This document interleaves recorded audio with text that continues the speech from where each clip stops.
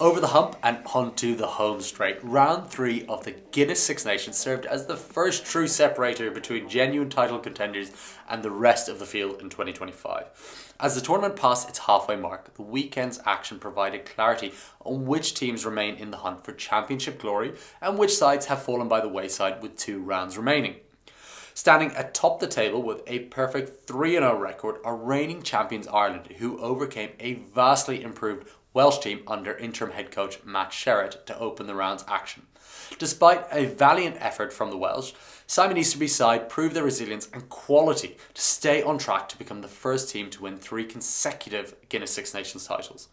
Keeping the pressure on Ireland, England secured a hard-fought 16-15 victory over Scotland at Allianz Stadium, Twickenham, reclaiming the Calcutta Cup for the first time in 5 attempts. Steve Borthwick's squad benefited from 3 missed conversions by Scotland's kingpin Finn Russell, marking their first back-to-back victories in a very long time, in fact dating back to the 2023 Rugby World Cup. Concluding the weekend's action, France emphatically responded to their round 2 defeat against England with a dominant 73-24 victory over Italy. Just a year removed from a home draw against the same opposition, Les Bleus proved once again how reliant they are on the brilliance of their spectacular captain Antoine Dupont, who was in flying form against the Italians. With the results now in the books and the action in the rearview mirror, here are some key takeaways from the 3rd round of the Six Nations. Firstly, officiating needs work. Before delving into these officiating concerns, it is important to acknowledge that refereeing is one of the most challenging roles in professional sports. In sports across the board, in fact. Even a flawless performance by a match official is subjected to scrutiny depending on the result. However, this weekend's Six Nations matches have sparked particular criticism due to several head-scratching decisions across the 3 fixtures. One of the most contentious moments came in England's narrow win over Scotland, where Tommy Freeman's try appeared to be held up upon replay. Yet it was rewarded nonetheless.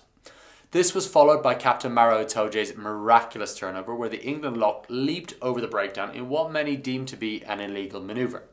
In both cases, the benefit went to the home side, leaving Scottish fans understandably frustrated with the outcome of the match. Beyond these individual moments, however, a growing concern in rugby across the board is the increasing involvement of the television match official, the TMO. While TMOs play a vital role in ensuring fairness, their consistent interference in reviewing incidents with negligible effects on the game only serves to frustrate fans and slow down play. Rugby is already a complex sport, and excessive TMO interventions risks further complicating matters for the casual fan. A potential solution would be to limit the TMO's role to verifying crucial aspects of scoring plays such as grounding and dangerous foul play, however, only when explicitly requested by the referee. Outside of these situations, excessive reliance on the TMO, much like the controversial video assistance referee, VAR, in football, is negatively affecting the flow and spectacle of the sport as a whole. Point number 2, 2 tiers remain in 2025. While not a new phenomenon, the 2025 Six Nations has 2 clear frontrunners heading into round 4. Fortunately for rugby fans, they will be separated in what could be a championship-defining fixture as Ireland hosts France at the Aviva Stadium in Dublin.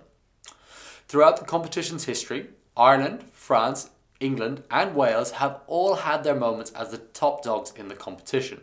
But in 2025, Ireland and France have routinely demonstrated they are the 2 strongest sides. While England remains mathematically capable of winning the title, and with a decent run into the end of the competition, their victory over France in round 2 was aided by an astonishing nearly 30 handling errors by Les Bleus, highlighting the role of the French inconsistency on that day, rather than perhaps the English dominance that might have been reported after the match.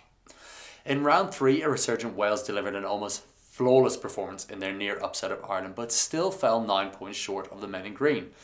Meanwhile, France's dismantling of Italy showcased their brute physicality and depth, reinforcing their status as a top-tier side in world rugby and kind of proving that round 2 was a bit of a blip. Then there is the curious case of Scotland, a team brimming with talent yet unable to overcome their Irish hoodoo, a mental block that really does prevent them from breaking into true title contention. As with all sports, power dynamics do fluctuate over time, and England appears to be the best positioned team to disrupt the established order in the coming years. However, for now, irrespective of the final standings, Ireland and France remain a step ahead of the other four nations. The other four can continue to battle on relatively evening footing across each other, and it'll be interesting to see which of those sides does step up. For me, it does feel like England. Point number 3, Lions fly half debates heats up. Heading into the Six Nations, Finn Russell and Marcus Smith were widely regarded as the front runners for the British Irish Lions fly half role. However, as the competition unfolds, both players have encountered challenges leading to a heated debate about who should assume the coveted red number 10 jersey. Starting with Smith, the Harlequins playmaker has found himself displaced by his namesake Finn Smith, who's brought a structured and composed approach to England's backline. Despite being just 22 years old, Northampton's Finn Smith plays with the maturity of a seasoned veteran, perfectly aligning with Steve Borthwick's structured kick-heavy game plan and already yielding results for Borthwick's side. On the other hand, Marcus Smith is renowned for his game-breaking ability, but his unorthodox style requires a team built more around his strengths. With his undeniable talent, Borthwick has opted to keep him in the squad by shifting him to fullback. While this experiment has yielded mixed results today, long-term concerns persist, especially after Scotland exploited his aerial vulnerability in round 2. Against top-tier opposition like Ireland, South Africa and New Zealand, Borthwick may favour the solidity of a Freddie Stewart or the returning George Furbank at fullback, potentially relegating Smith to a bench role as an impact player due to his explosive nature. As for Russell, the Scotland talisman endured a difficult round 3, missing 3 crucial conversions that ultimately cost his team the Calcutta Cup. His struggles can be attributed to multiple factors, whether it might be lingering effects of his collision with teammate Darcy Graham against Ireland, or simply the pressure of the moment of Scotland achieving history by winning 5 times in a row against England for the first time in their history. Either way, his performance raises questions about his reliability in high-stake fixtures against a resurgent Wallabies side that could be crucial. With the 2 pre-tournament favourites struggling, Ireland's Sam Prendergast and Finn Smith have emerged as potential Lions fly-half candidates. Both 22-year-olds have long been touted as generational talents and have displayed moments of brilliance in this year's competition. However, neither is the finished product just yet. Prendergast, for instance, was clearly targeted by Wales in round 2, with a missed tackle leading to a crucial try for the Welsh. At 6'5", the Leinster playmaker has the frame to develop into a physical force like his brother Cian, and his exceptional kicking ability is a weapon any side would relish. Yet there are still elements of his game that need refining. Smith, in contrast, offers a more polished package at this stage. His defensive solidity, kicking accuracy and composure in pressure situations makes him a more reliable test match playmaker. While his ceiling may not be as high as Prendergast in the long run, his current form suggests he could be the safest options for the Lions in 2025. Outside of the 2 main contenders at the moment, Ireland's Jack Crowley remains an intriguing dark horse candidate. Having led Ireland to their 2nd consecutive title last season in the Six Nations, Crowley combines the physicality of a Finn Smith with the dynamic flair of a Marcus Smith. However, like Marcus, he's found himself in a bench role due to Ireland's backline depth. If given a chance to start against France and deliver a championship-winning performance, Crowley could re-enter the Lions conversation in a major way. But at the moment, that is very much an if, depending on Simon Easterby's selections for that round 4 clash.